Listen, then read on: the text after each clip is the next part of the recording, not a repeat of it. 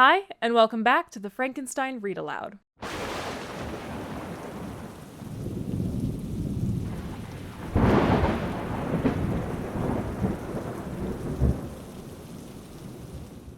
Last week, Victor and Henry traveled around England and Scotland, with Victor breaking off for a month to work in isolation on the creature's companion. In a sudden change of heart, he destroyed his work in progress and confronted the creature, vowing to never create another being like him again. The creature was, understandably, full of despondence and revenge, and left Victor, promising that he would be with him on his wedding night. Victor then sunk his scientific instruments in the sea and fell asleep on the boat, waking up lost. Eventually, he approached the shore of Ireland, where he was met with hostility and suspicion. He was told to report to the magistrate, as he was now a person of interest in a murder that had happened the night before. And that is where we are now. So, let's get into it. Chapter 4. I was soon introduced into the presence of the magistrate, an old, benevolent man with calm and mild manners. He looked upon me, however, with some degree of severity, and then, turning towards my conductors, he asked who appeared as witnesses on this occasion. About 6 men came forward, and one being selected by the magistrate, he deposed that he had been out fishing the night before with his son and brother-in-law, Daniel Nugent, when, about 10 o'clock, they observed a strong northerly blast rising, and they accordingly put in for port. It was a very dark night, as the moon had not yet risen. They did not land at the harbor, but, as they had been accustomed, at a creek about 2 miles below. He walked on first, carrying a part of the fishing tackle, and his companions followed him at some distance. As he was proceeding along the sands, he struck his foot against something, and fell all his length on the ground. His companions came up to assist him, and, by the light of their lantern, they found that he had fallen on the body of a man, who was to all appearance dead. Their first supposition was that it was the corpse of some person who had been drowned and was thrown on shore by the waves, but upon examination they found that the clothes were not wet, and even that the body was not then cold. They instantly carried it to the cottage of an old woman near the spot, and endeavored, but in vain, to restore it to life. He appeared to be a handsome young man, about 25 years of age. He had apparently been strangled, for there was no sign of any violence except the black mark of fingers on his neck. The first part of this deposition did not in the least interest me, but when the mark of the fingers was mentioned, I remembered the murder of my brother, and felt myself extremely agitated. My limbs trembled, and a mist came over my eyes, which obliged me to lean on a chair for support. The magistrate observed me with a keen eye, and of course drew an unfavorable augury from my manner. The son confirmed his father's account, but when Daniel Nugent was called, he swore positively that, just before the fall of his companion, he saw a boat with a single man in it at a short distance from the shore, and, as far as he could judge by the light of a few stars, it was the same boat in which I had just landed. A woman deposed that she lived near the beach, and was standing at the door of her cottage, waiting for the return of the fishermen, about an hour before she heard of the discovery of the body, when she saw a boat with only one man in it push off from the part of the shore where the corpse was afterwards found. Another woman confirmed the account of the fishermen having brought the body into her house. It was not cold. They put it into a bed and rubbed it, and Daniel went to the town for an apothecary, but life was quite gone. Several other men were examined concerning my landing, and they agreed that, with the strong north wind that had arisen during the night, it was very probable that I had beaten about for many hours, and had been obliged to return nearly to the same spot from which I had departed. Besides, they observed that it appeared that I had brought the body from another place, and it was likely that, as I did not appear to know the shore, I might have put into the harbor ignorant of the distance of the town from the place where I had deposited the corpse. Mr. Kerwin, on hearing this evidence, desired that I should be taken into the room where the body lay for interment, that it might be observed what effect the sight of it would produce upon me. This idea was probably suggested by the extreme agitation I had exhibited when the mode of the murder had been described. I was accordingly conducted, by the magistrate and several other persons, to the inn. I could not help being struck by the strange coincidences that had taken place during this eventful night, but, knowing that I had been conversing with several persons in the island I had inhabited about the time that the body had been found, I was perfectly tranquil as to the consequences of the affair. I entered the room where the corpse lay, and was led up to the coffin. How can I describe my sensations on beholding it? I feel yet parched with horror, nor can I reflect on the terrible moment without shuddering in agony that faintly reminds me of the anguish of the recognition. The trial, the presence of the magistrate and witnesses passed like a dream from my memory when I saw the lifeless form of Henry Clerval stretched before me. I gasped for breath, and throwing myself on the body, I exclaimed, "Have my murderous machinations deprived you also, my dearest Henry, of life? 2 I have already destroyed. Other victims await their destiny, but you, Clerval, my friend, my benefactor." The human frame could no longer support the agonizing suffering that I endured, and I was carried out of the room in strong convulsions. A fever succeeded to this. I lay for 2 months on the point of death. My ravings, as I afterwards heard, were frightful. I called myself the murderer of William, of Justine, and of Clerval. Sometimes I entreated my attendants to assist me in the destruction of the fiend by whom I was tormented, and at others I felt the fingers of the monster already grasping my neck, and screamed aloud with agony and terror. Fortunately, as I spoke my native language, Mr. Kerwin alone understood me, but my gestures and bitter cries were sufficient to affright the other witnesses. Why did I not die?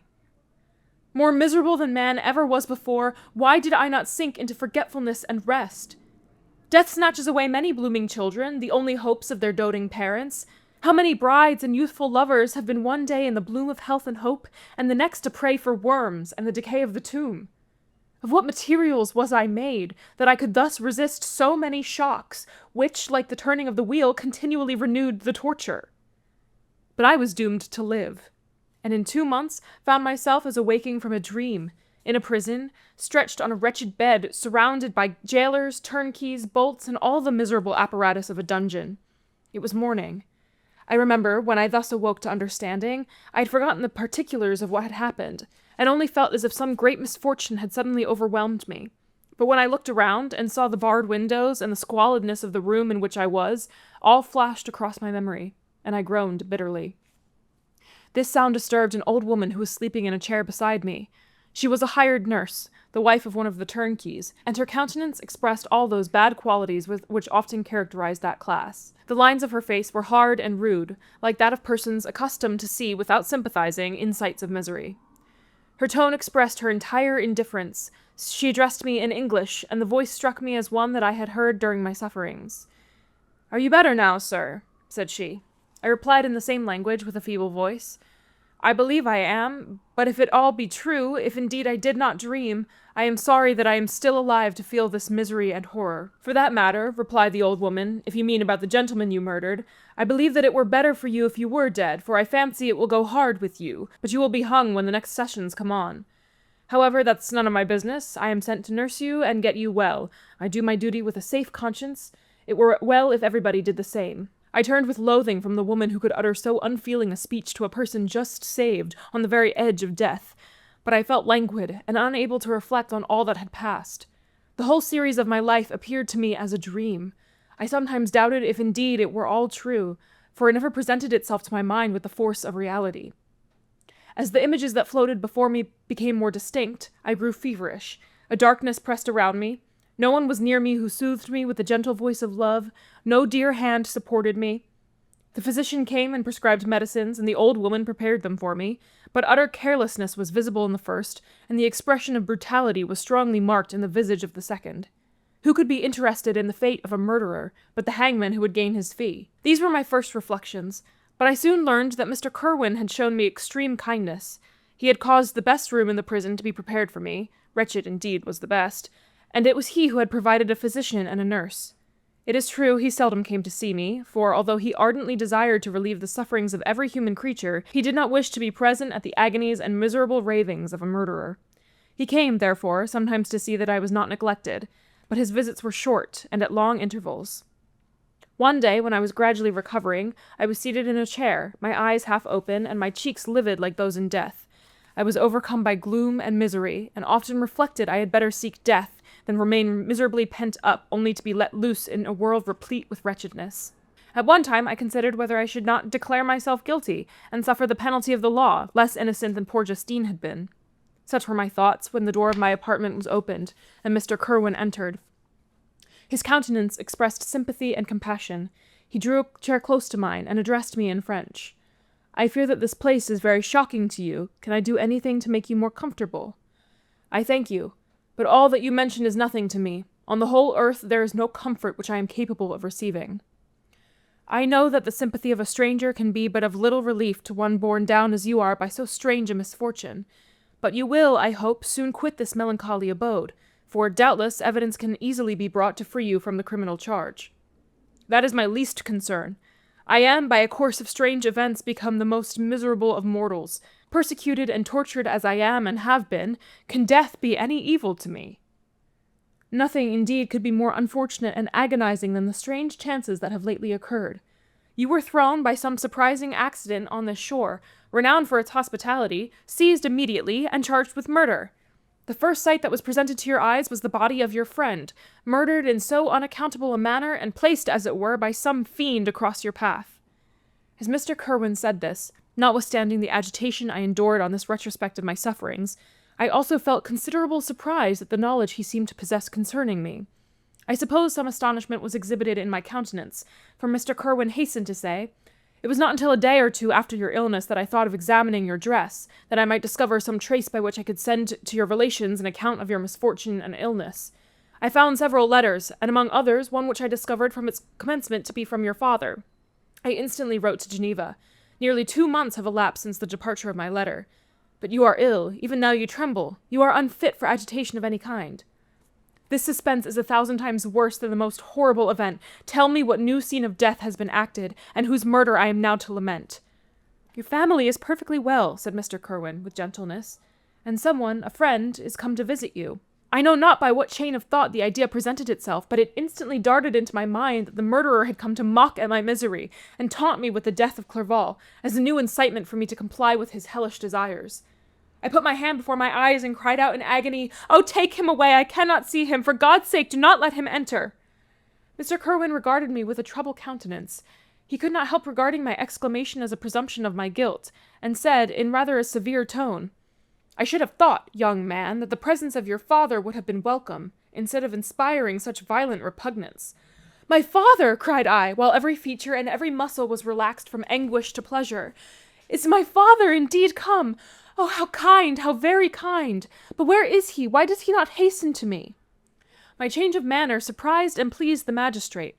Perhaps he thought that my former exclamation was a momentary return of delirium, and now he instantly resumed his former benevolence. He rose and quitted the room with my nurse, and in a moment my father entered it. Nothing at this moment could have given me greater pleasure than the arrival of my father. I stretched out my hand to him and cried, 'Are you then safe? And Elizabeth? And Ernest?' My father calmed me with assurances of their welfare, and endeavored, by dwelling on these subjects so interesting to my heart, to raise my desponding spirits. But he soon felt that a prison cannot be the abode of cheerfulness. 'What a place is this that you inhabit, my son?' said he, looking mournfully at the barred windows and wretched appearance of the room. 'You travelled to seek happiness, but a fatality seems to pursue you. And poor Clerval! The name of my unfortunate and murdered friend was an agitation too great to be endured in my weak state. I shed tears. 'Alas, yes, my father,' replied I. 'Some destiny of the most horrible kind hangs over me, and I must live to fulfill it, or surely I should have died on the coffin of Henry.' We were not allowed to converse for any length of time, for the precarious state of my health rendered every precaution necessary that could ensure tranquillity. Mr. Kerwin came in and insisted that my strength should not be exhausted by too much exertion. But the appearance of my father was to me like that of my good angel, and I gradually recovered my health. As my sickness quitted me, I was absorbed by a gloomy and black melancholy that nothing could dissipate. The image of Clerval was forever before me, ghastly and murdered. More than once, the agitation into which these reflections threw me made my friends dread a dangerous relapse. Alas, why did they preserve so miserable and detested a life? It was surely that I might fulfill my destiny, which is now drawing to a close. Soon, oh, very soon, will death extinguish these throbbings, and relieve me from the mighty weight of anguish that bears me to the dust, and, in executing the award of justice, I shall also sink to rest. Then the appearance of death was distant, although the wish was ever present to my thoughts, and I often sat for hours motionless and speechless, wishing for some mighty revolution that might bury me and my destroyer in its ruins. The season of the assizes approached. I had already been 3 months in prison, and although I was still weak and in continual danger of a relapse, I was obliged to travel nearly 100 miles to the country town where the court was held. Mr. Kerwin charged himself with every care of collecting witnesses and arranging my defense. I was spared the disgrace of appearing publicly as a criminal, as the case was not brought before the court that decides on life and death. The grand jury rejected the bill, on its being proved that I was on the Orkney Islands at the hour the body of my friend was found, and a fortnight after my removal I was liberated from prison. My father was enraptured on finding me freed from the vexations of a criminal charge, that I was again allowed to breathe the fresh atmosphere, and allowed to return to my native country. I did not participate in these feelings, for to me the walls of a dungeon or a palace were alike hateful. The cup of life was poisoned forever, And although the sun shone upon me, as upon the happy and gay of heart, I saw around me nothing but a dense and frightful darkness, penetrated by no light but the glimmer of two eyes that glared upon me. Sometimes they were the expressive eyes of Henry, languishing in death, the dark orbs nearly covered by the lids, and the long black lashes that fringed them. Sometimes it was the watery clouded eyes of the monster, as I first saw them in my chamber at Ingolstadt. My father tried to awaken in me the feelings of affection. He talked of Geneva, which I should soon visit, of Elizabeth and Ernest, but these words only drew deep groans from me. Sometimes, indeed, I felt a wish for happiness, and thought with melancholy delight of my beloved cousin, or longed with a devouring maladie de paix to see once more the blue lake and rapid Rhone that had been so dear to me in early childhood. But my general state of feeling was a torpor, in which a prison was as welcome a residence as the divinest scene in nature, and these fits were seldom interrupted but by paroxysms of anguish and despair. At these moments I often endeavored to put an end to the existence I loathed, and it required unceasing attendance and vigilance to restrain me from committing some dreadful act of violence. I remember, as I quitted the prison, I heard one of the men say, "He may be innocent of the murder, but he has certainly a bad conscience." These words struck me. A bad conscience! Yes, surely I had one. William, Justine, and Clerval had died through my infernal machinations. "And whose death," cried I, "is to finish the tragedy? Ah, my father, do not remain in this wretched country. Take me where I may forget myself, my existence, and all the world." My father easily acceded to my desire, and, after having taken leave of Mr. Kerwin, we hastened to Dublin. I felt as if I was relieved from a heavy weight, when the packet sailed with a fair wind from Ireland, and I had quitted forever the country which had been to me the scene of so much misery. It was midnight. My father slept in the cabin, and I lay on the deck, looking at the stars and listening to the dashing of the waves. I hailed the darkness that shut Ireland from my sight, and my pulse beat with a feverish joy when I reflected that I should soon see Geneva.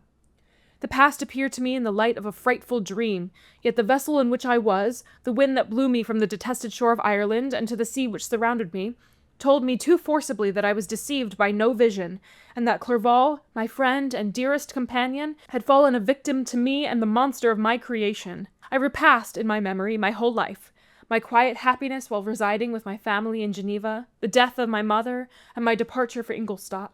I remembered shuddering at the mad enthusiasm that hurried me on to the creation of my hideous enemy, and I called to mind the night during which he first lived. I was unable to pursue the train of thought. 1,000 feelings pressed upon me, and I wept bitterly. Ever since my recovery from the fever, I had been in the custom of taking every night a small quantity of laudanum, for it was by means of this drug only that I was enabled to gain the rest necessary for the preservation of life. Oppressed by the recollection of my various misfortunes, I now took a double dose, and soon slept profoundly. But sleep did not afford me respite from thought and misery. My dreams presented 1,000 objects that scared me.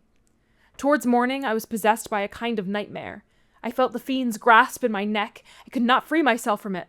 Groans and cries rung in my ears. My father, who was watching over me, perceiving my restlessness, awoke me, and pointed to the port of Holyhead, which we were now entering. Chapter 5.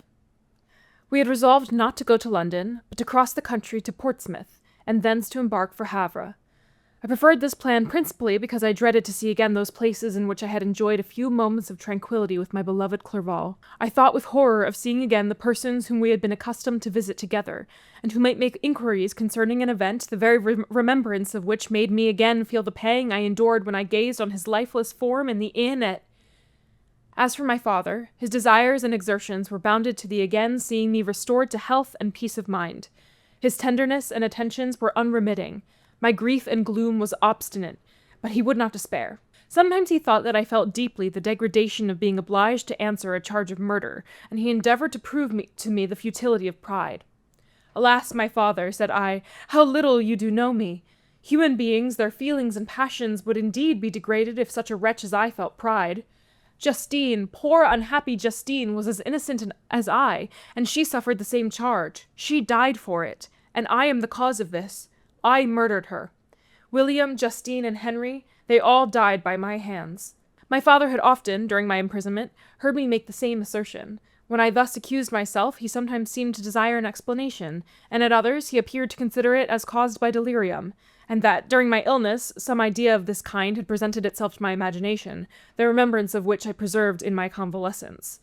I avoided explanation and maintained a continual silence concerning the wretch I had created. I had a feeling that I should be supposed mad, and this forever chained my tongue, when I would have given the whole world to have confided the fatal secret. Upon this occasion my father said, with an expression of unbounded wonder, "What do you mean, Victor? Are you mad? My dear son, I entreat you never to make such an assertion again." "I am not mad," I cried energetically. "The sun and the heavens, who have viewed my operations, can bear witness of my truth. I am the assassin of those most innocent victims. They died by my machinations. 1,000 times would I have shed my own blood, drop by drop, to have saved their lives. But I could not, my father. Indeed, I could not sacrifice the whole human race." The conclusion of this speech convinced my father that my ideas were deranged, and he instantly changed the subject of our conversation, and endeavored to alter the course of my thoughts. He wished as much as possible to obliterate the memory of the scenes that had taken place in Ireland, and never alluded to them, or suffered me to speak of my misfortunes. As the time passed away, I became more calm. Misery had her dwelling in my heart, but I no longer talked in the same incoherent manner of my own crimes. Sufficient for me was the consciousness of them. By the utmost self-violence, I curbed the imperious voice of wretchedness, which sometimes desired to declare itself to the whole world, and my manners were calmer and more composed than they had ever been since my journey to the Sea of Ice. We arrived at Havre on the 8th of May, and instantly proceeded to Paris, where my father had some business which detained us a few weeks. In this city I received the following letter from Elizabeth. To Victor Frankenstein. My dearest friend, it gave me the greatest pleasure to receive a letter from my uncle dated at Paris. You are no longer at a formidable distance, and I may hope to see you in less than a fortnight. My poor cousin, how much you must have suffered! I expect to see you looking even more ill than when you quitted Geneva. This winter has been passed most miserably, tortured as I have been by anxious suspense. Yet I hope to see peace in your countenance, and to find that your heart is not totally devoid of comfort and tranquillity. Yet I fear that the same feelings now exist that made you so miserable a year ago, even perhaps augmented by time. I would not disturb you at this period, when so many misfortunes weigh upon you, but a conversation that I had with my uncle previous to his departure renders some explanation necessary before we meet. Explanation, you may possibly say. What can Elizabeth have to explain? If you really say this, my questions are answered, and I have no more to do than to sign myself your affectionate cousin. But you are distant from me, and it is possible that you may dread, and yet be pleased with this explanation. And, in a probability of this being the case, I dare not any longer postpone writing what, during your absence, I have often wished to express to you, but have never had the courage to begin. You well know, Victor, that our union had been the favorite plan of your parents ever since our infancy. We were told this when young, and taught to look forward to it as an event that would certainly take place. We were affectionate playfellows during childhood, and, I believe, dear and valued friends to one another as we grew older. But as brother and sister often entertain a lively affection towards each other, without desiring a more intimate union, may not such also be our case? Tell me, dearest Victor, answer me, I conjure you, by our mutual happiness with simple truth. Do you not love another? You have traveled, you have spent several years of your life at Ingolstadt, and I confess to you, my friend, that when I saw you last autumn so unhappy, flying to solitude from the society of every creature, I could not help supposing that you might regret our connection, and believe yourself bound in honor to fulfill the wishes of your parents, although they oppose themselves to your inclinations. But this is false reasoning. I confess to you, my cousin, that I love you, and that in my airy dreams of futurity you have been my constant friend and companion. But it is your happiness I desire as well as my own, when I declare to you that our marriage would render me eternally miserable unless it were the dictate of your own free choice. Even now I weep to think that, borne down as you are by the cruelest misfortunes, you may stifle by the word honor all hope of that love and happiness which would alone restore you to yourself. I, who have so interested an affection for you, may increase your miseries tenfold by being an obstacle to your wishes. Ah, Victor, be assured that your cousin and playmate has too sincere a love for you to not be made miserable by this supposition. Be happy, my friend, and if you obey me in this one request, remain satisfied that nothing on earth will have the power to interrupt my tranquillity. Do not let this letter disturb you. Do not answer it tomorrow, or the next day, or even until you come, if it will give you pain. My uncle will send me news of your health, and if I see but one smile on your lips when we meet, occasioned by this or any other exertion of mine, I shall need no other happiness. Elizabeth Lavenza, Geneva, May 18th, 17. This letter revived in my memory what I had before forgotten, the threat of the fiend. I will be with you on your wedding night. Such was my sentence, and on that night would the demon employ every art to destroy me and tear me from the glimpse of happiness which promised partly to console my sufferings. On that night he had determined to consummate his crimes by my death. Well, be it so. A deadly struggle would then assuredly take place, in which if he was victorious I should be at peace, and his power over me be at an end. If he were vanquished, I should be a free man. Alas, what freedom! Such as the peasant enjoys when his family have been massacred before his eyes, his cottage burnt, his lands laid waste, and he is turned adrift, homeless, penniless, and alone, but free. Such would be my liberty, except that in my Elizabeth I possessed a treasure, alas, balanced by those horrors of remorse and guilt which would pursue me until death. Sweet and beloved Elizabeth, I read and reread her letter, and some softened feelings stole into my heart, and dared to whisper paradisical dreams of love and joy, but the apple was already eaten, and the angel's arm bared to drive me from all hope. Yet I would die to make her happy. If the monster executed his threat, death was inevitable. Yet again I considered whether my marriage would hasten my fate. My destruction might indeed arrive a few months sooner, but if my torturer should suspect that I postponed it, influenced by his menaces, he would surely find other, and perhaps more dreadful means of revenge. He had vowed to be with me on my wedding night, yet he did not consider that threat as binding him to peace in the meantime, for, as if to show me that he was not yet satisfied with blood, he had murdered Clerval immediately after the enunciation of his threats. I resolved, therefore, that if my immediate union with my cousin would conduce either to hers or my father's happiness, my adversary's designs against my life should not retard it a single hour. In this state of mind I wrote to Elizabeth. My letter was calm and affectionate. I fear, my beloved girl, I said, that little happiness remains for us on earth, yet all that I may one day enjoy is concentred in you. Chase away your idle fears. To you alone do I consecrate my life and my endeavors for contentment. I have one secret, Elizabeth, a dreadful one. When revealed to you, it will chill your frame with horror, and then, far from being surprised at my misery, you will only wonder that I survived what I have endured. I will confide this tale of misery and terror to you the day after our marriage shall take place, for, my sweet cousin, there may be perfect confidence between us. But until then, I conjure you, do not mention or allude to it. This I most earnestly entreat, and I know you will comply. In about a week after the arrival of Elizabeth's letter, we returned to Geneva. My cousin welcomed me with warm affection, yet tears were in her eyes as she beheld my emaciated frame and feverish cheeks. I saw a change in her also. She was thinner, and had lost much of that heavenly vivacity that had before charmed me, but her gentleness and soft looks of compassion made her a more fit companion for one blasted and miserable as I was. The tranquillity which I now enjoyed did not endure. Memory brought madness with it, and when I thought on what had passed, a real insanity possessed me. Sometimes I was furious and burnt with rage, sometimes low and despondent. I neither spoke nor looked, but sat motionless, bewildered by the multitude of miseries that overcame me. Elizabeth alone had the power to draw me from these fits. Her gentle voice would soothe me when transported by passion, and inspire me with human feelings when sunk in torpor. She wept with me, and for me. When reason returned, she would remonstrate, and endeavor to inspire me with resignation. Ah, it is well for the unfortunate to be resigned, but for the guilty there is no peace. The agonies of remorse poison the luxury there is otherwise sometimes found in indulging the excess of grief. Soon after my arrival, my father spoke of my immediate marriage with my cousin. I remained silent.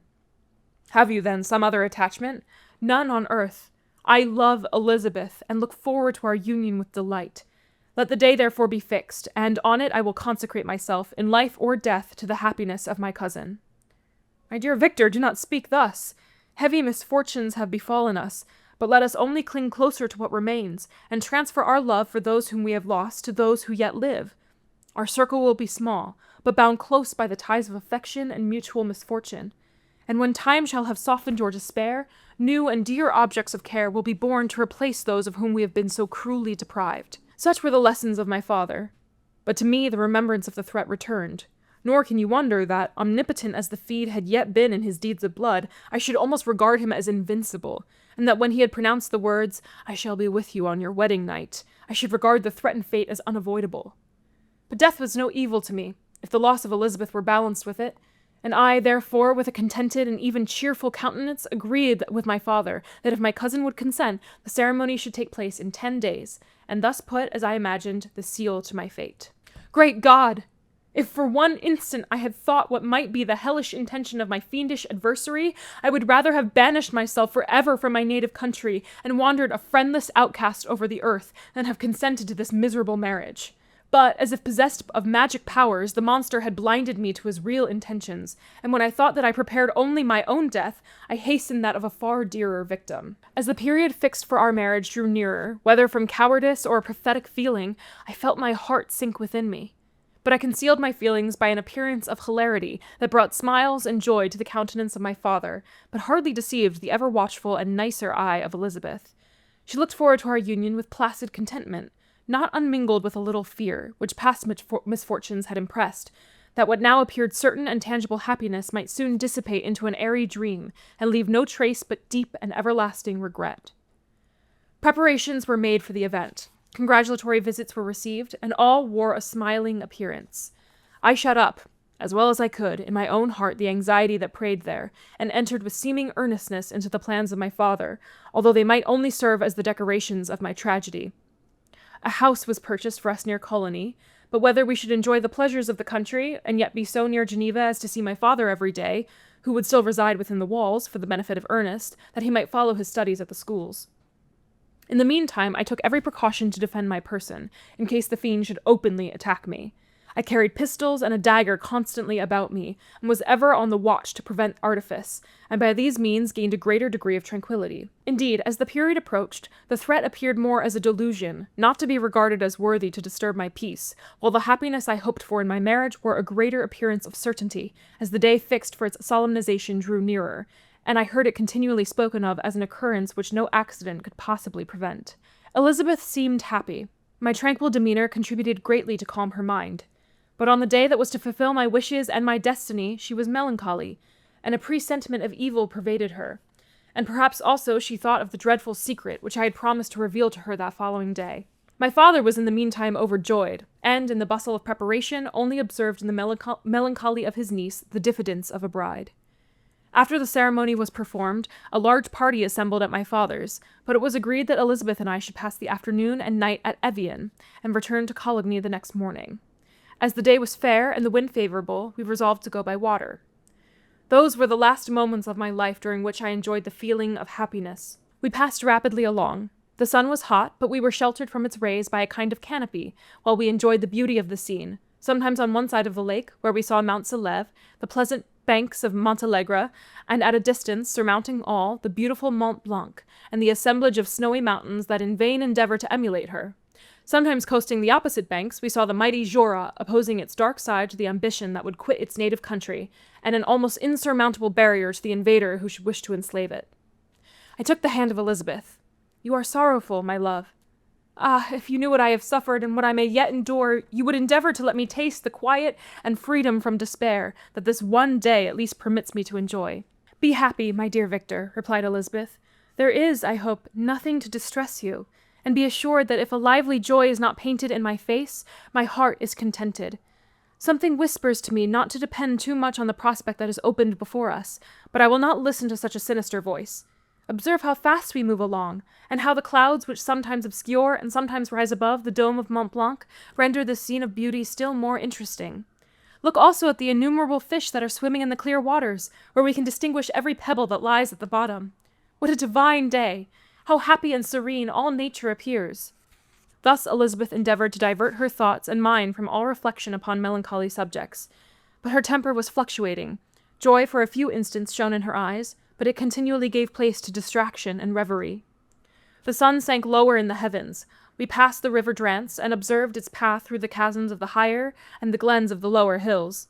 The Alps here come closer to the lake, and we approached the amphitheater of mountains which form its eastern boundary. The spire of Evian shone under the woods that surrounded it, and the range of mountain above mountain by which it was overhung. The wind, which had hitherto carried us along with amazing rapidity, sunk at sunset to a light breeze. The soft air just ruffled the water, and caused a pleasant motion among the trees as we approached the shore, from which it wafted the most delightful scent of flowers and hay. The sun sunk beneath the horizon as we landed, and as I touched the shore, I felt those cares and fears revive which soon were to clasp me and cling to me forever. Chapter 6. It was 8 o'clock when we landed. We walked for a short time on the shore, enjoying the transitory light, and then retired to the inn and contemplated the lovely scene of waters, woods, and mountains, obscured in darkness, yet still displaying their black outlines. The wind, which had fallen in the south, now rose with great violence in the west. The moon had reached her summit in the heavens and was beginning to descend. The clouds swept across it swifter than the flight of the vulture, and dimmed her rays, while the lake reflected the scene of the busy heavens, rendered still busier by the restless waves that were beginning to rise. Suddenly a heavy storm of rain descended. I had been calm during the day, but so soon as night obscured the shapes of objects, 1,000 fears arose in my mind. I was anxious and watchful, while my right hand grasped a pistol which was hidden in my bosom. Every sound terrified me. But I resolved that I would sell my life dearly, and not relax the impending conflict until my own life, or that of my adversary, were extinguished. Elizabeth observed my agitation for some time in timid and fearful silence. At length she said, "What is it that agitates you, my dear Victor? What is it you fear?" "Oh, peace, peace, my love," replied I.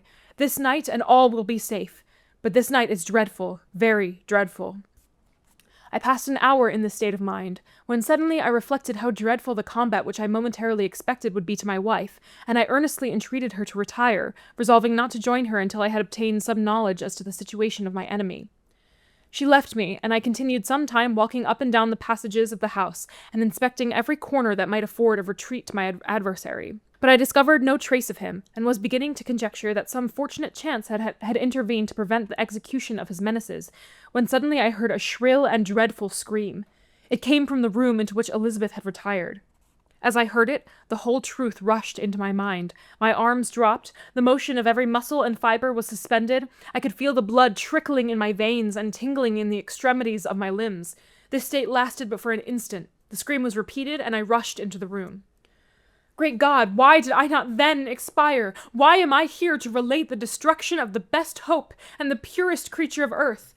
She was there, lifeless and inanimate, thrown across the bed, her head hanging down, and her pale and distorted features half covered by her hair. Everywhere I turn, I see the same figure, her bloodless arms and relaxed form flung by the murderer on its bridal bier. Could I behold this and live? Alas, life is obstinate, and clings closest where it is most hated. For a moment only did I lose recollection. I fainted. When I recovered, I found myself surrounded by the people of the inn. Their countenances expressed a breathless terror, but the horror of others appeared only as a mockery, a shadow of the feelings that oppressed me. I escaped from them to the room where lay the body of Elizabeth, my love, my wife, so lately living, so dear, so worthy. She had been moved from the posture in which I had first beheld her, and now, as she lay, her head upon her arm, and a handkerchief thrown across her face and neck, I might have supposed her asleep. I rushed towards her, and embraced her with ardor, but the deathly languor and coldness of the limbs told me that what I now held in my arms had ceased to be the Elizabeth whom I had loved and cherished. The murderous mark of the fiend's grasp was on her neck, and the breath had ceased to issue from her lips. While I still hung over her in the agony of despair, I happened to look up. The windows of the room had before been darkened, and I felt a kind of panic on seeing the pale yellow light of the moon illuminate the chamber. The shutters had been thrown back, and with a sensation of horror not to be described, I saw at the opened window a figure the most hideous and abhorred. A grin was on the face of the monster. He seemed to jeer, as with his fiendish finger he pointed towards the corpse of my wife. I rushed towards the window, and drawing a pistol from my bosom, shot. But he eluded me, leapt from his situation, and running with the swiftness of lightning, plunged into the lake. The report of the pistol brought a crowd into the room. I pointed to the spot where he had disappeared, and we followed the track with boats. Nets were cast, but in vain. After passing several hours, we returned hopeless, most of my companions believing it to have been a form conjured by my fancy. After having landed, they proceeded to search the country, parties going in different directions among the woods and vines. I did not accompany them. I was exhausted. A film covered my eyes, and my skin was parched with the heat of fever. In this state I lay on a bed, hardly conscious of what had happened. My eyes wandered round the room, as if to seek something that I had lost. At length I remembered that my father would anxiously expect the return of Elizabeth and myself, and that I must return alone. This reflection brought tears into my eyes, and I wept for a long time. but my thoughts rambled to various subjects reflecting on my misfortunes and their cause. I was bewildered in a cloud of wonder and horror. The death of William, the execution of Justine, the murder of Clerval, and lastly of my wife. Even at that moment I knew not that my only remaining friends were safe from the malignity of the fiend. My father even now might be writhing under his grasp, and Ernest might be dead at his feet. This idea made me shudder, and recalled me to action. I started up and resolved to return to Geneva with all possible speed. There were no horses to be procured, and I must return by the lake, but the wind was unfavorable, and the rain fell in torrents. However, it was hardly morning, and I might reasonably hope to arrive by night. I hired men to row, and took an oar myself, for I had always experienced relief from mental torment in bodily exercise. But the overflowing misery I now felt, and the excess of agitation that I endured, rendered me incapable of any exertion. I threw down the oar, and leaning my head upon my hands, gave way to every gloomy idea that arose. If I looked up, I saw the scenes which were familiar to me in my happier time, and which I had contemplated but the day before in the company of her who was now but a shadow and a recollection. Tears streamed from my eyes. The rain had ceased for a moment, and I saw the fish play in the waters as they had done a few hours before. They had then been observed by Elizabeth. Nothing is so painful to the human mind as a great and sudden change. The sun might shine, or the clouds might lower, but nothing could appear to me as it had done the day before. A fiend had snatched from me every hope of future happiness. No creature had ever been so miserable as I was. So frightful an event is single in the history of man. But why should I dwell upon the incidents that followed this last overwhelming event? Mine has been a tale of horrors. I have reached their acme, and what I must now relate can be but tedious to you. Know that, one by one, my friends were snatched away. I was left desolate. My own strength is exhausted, and I must tell, in a few words, what remains of my hideous narration. I arrived at Geneva. My father and Ernest yet lived, but the former sunk under the tidings that I bore. I see him now, excellent and venerable old man. His eyes wandered in vacancy, for they had lost their charm and their delight. His niece, his more than daughter, whom he doted on with all that affection which a man feels, who, in the decline of life, having few affections, clings more earnestly to those that remain. Cursed, cursed be the fiend that brought misery on his grey hairs, and doomed him to waste in wretchedness. He could not live under the horrors that were accumulated around him. An apoplectic fit was brought on, and in a few days he died in my arms. What then became of me? I know not. I lost sensation, and chains and darkness were the only objects that pressed upon me. Sometimes, indeed, I dreamt that I wandered in flowery meadows and pleasant vales with the friends of my youth, but awoke and found myself in a dungeon. Melancholy followed, but by degrees I gained a clear conception of my miseries and situation, and was then released from my prison, for they had called me mad, and during many months, as I understood, a solitary cell had been my habitation. But liberty had been a useless gift to me had I not, as I awakened to reason, at the same time awakened to revenge. As the memory of my past misfortunes pressed upon me, I began to reflect on their cause. The monster whom I had created, the miserable demon whom I had sent abroad into the world for my destruction. I was possessed by a maddening rage when I thought of him, and desired and ardently prayed that I might have him within my grasp to wreak a great and signal revenge on his cursed head. Nor did my hate long confine itself to useless wishes. I began to reflect on the best means of securing him, and for this purpose, about a month after my release, I repaired to a criminal judge in the town, and told him that I had an accusation to make, and that I knew the destroyer of my family, and that I required him to exert his whole authority for the apprehension of the murderer. The magistrate listened to me with attention and kindness. "Be assured, sir," said he, "no pains or exertions on my part shall be spared to discover the villain." "I thank you," replied I. "Listen, therefore, to the deposition that I have to make. It is indeed a tale so strange that I should fear you would not credit it, were there not something in truth which, however wonderful, forces conviction. The story is too connected to be mistaken for a dream, and I have no motive for falsehood. My manner, as I thus addressed him, was impressive, but calm. I had formed in my own heart a resolution to pursue my destroyer to death, and this purpose quieted my agony, and provisionally reconciled me to life. I now related my history briefly, but with firmness and precision, marking the dates with accuracy, and never deviating into invective or exclamation. The magistrate appeared at first perfectly incredulous, but as I continued he became more attentive and interested. I saw him sometimes shudder with horror, at others a lively surprise, unmingled with disbelief, was painted on his countenance. When I had concluded my narration, I said, "This is the being whom I accuse, and for whose detection and punishment I call upon you to exert your whole power. It is your duty as a magistrate, and I believe and hope that your feelings as a man will not revolt from the execution of those functions on this occasion." This address caused a considerable change in the physiognomy of my auditor. He had heard my story with that half kind of belief that is given to a tale of spirits and supernatural events, but when he was called upon to act officially in consequence, the whole tide of his incredulity returned. He, however, answered mildly, "I would willingly afford you every aid in your pursuit, but the creature of whom you speak appears to have powers which would put all my exertions to defiance. Who can follow an animal which can traverse the sea of ice and inhabit caves and dens where no man would venture to intrude? Besides, some months have elapsed since the commission of his crimes, and no one can conjecture to what place he has wandered, or what region he may now inhabit. I do not doubt that he hovers near the spot which I inhabit, and if he has indeed taken refuge in the Alps, he may be hunted like the chamois and destroyed as a beast of prey. But I perceive your thoughts. You do not credit my narrative, and do not intend to pursue my enemy with the punishment which is his desert." As I spoke, rage sparkled in my eyes. The magistrate was intimidated.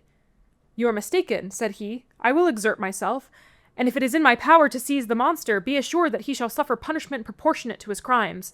But I fear, from what you have yourself described to be his properties, that this will prove impracticable, and that, while every proper measure is pursued, you should endeavor to make up your mind to disappointment. That cannot be, but all that I can say will be of little avail. My revenge is of no moment to you. Yet, while I allow it to be a vice, I confess that it is the devouring and only passion of my soul. My rage is unspeakable when I reflect that the murderer, whom I have turned loose upon society, still exists. You refuse my just demand. I have but one resource, and I devote myself, either in my life or death, to his destruction." I trembled with excess of agitation as I said this. There was a frenzy in my manner, and something, I doubt not, of that haughty fierceness which the martyrs of old are said to have possessed. But to a Genevan magistrate, whose mind was occupied by far other ideas than those of devotion and heroism, this elevation of mind had much the appearance of madness. He endeavored to soothe me as a nurse does a child, and reverted to my tale as the effects of delirium. "Man," I cried, "how ignorant art thou in thy pride of wisdom! Cease! You know not what it is you say." I broke from the house angry and disturbed, and retired to meditate on some other mode of action. And that is the end of the read aloud section. In this penultimate section, Victor discovers that Henry has been murdered by the creature. He is kept in prison in Ireland for several months due to his suspicious behavior and his fevered ravings. The magistrate is sympathetic and believes him innocent. He takes care of Victor, and after finding letters in his clothes, he contacts his father to come visit. After the evidence is gathered for Victor's innocence, he is released and returns home to Geneva. His marriage to Elizabeth is scheduled, and they are wed. On the evening of his wedding, Victor readies himself to face the monster, but in his ignorance, he leaves Elizabeth alone, and the creature murders her. Victor and several search parties attempt to pursue the creature, but he dove into the lake and cannot be found. Victor returns to his father and brother Ernest alone. His father dies shortly after from the shock and grief of Elizabeth's murder, and after several months of delirium where he is chained up as a madman, Victor stirs himself to revenge.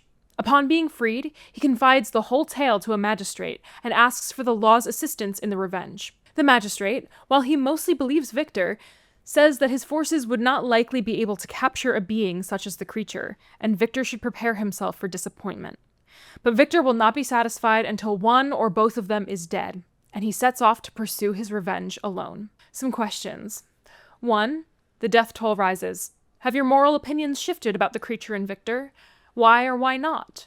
2. Think about the past few years from Elizabeth's perspective. If you can, write out a timeline based solely on her knowledge and experience. She doesn't know what's wrong with Victor, and she doesn't know anything about the creature. And she goes for long stretches of time without hearing from him, only then to hear that he is sick, imprisoned, or otherwise unwell. And keep in mind that this is someone that she loves very dearly, knew very well in her childhood, and is supposed to marry. Victor then says that he will finally divulge his one big secret after they are married, which is like a pretty ominous thing for someone that you are supposed to get married to say to you. I can only imagine that clarity, alongside fear, might have been her final emotions as she beheld the creature before she was strangled. 3. How do you feel about Elizabeth and Victor's marriage? This is a general question on purpose. 4. Time moves strangely in this novel. Parts of the novel feel indulgent, and some feel hurried through. What does Mary Shelley's use of time tell us about her characters, their perspectives, outlook, and emotions? 5. Due to the fact that Mary Shelley was writing for the public in the early 1800s, explicit depictions or discussions of sex are absent from the novel. But given that reproduction, marriage, and creating life are such a big part of this novel, not to mention the creature's request for a female companion, sex is inherently present in the novel. There are many readings that insert sex into the motives of the characters or into the more ambiguous sections of the novel. Some people have even read into sentences and given them erotic connotations or assumed that was a allusion to something more explicit. Give it some thought. What are some of Shelley's silences that we can fill in? Or some motives that we have yet to account for? Or do you think sex is only present in a perfunctory clinical way, taking Shelley's treatment of sex at face value? Whew, okay, we have one more section to go. So, don't miss next week when we finish reading Mary Shelley's Frankenstein. Hope to see you then.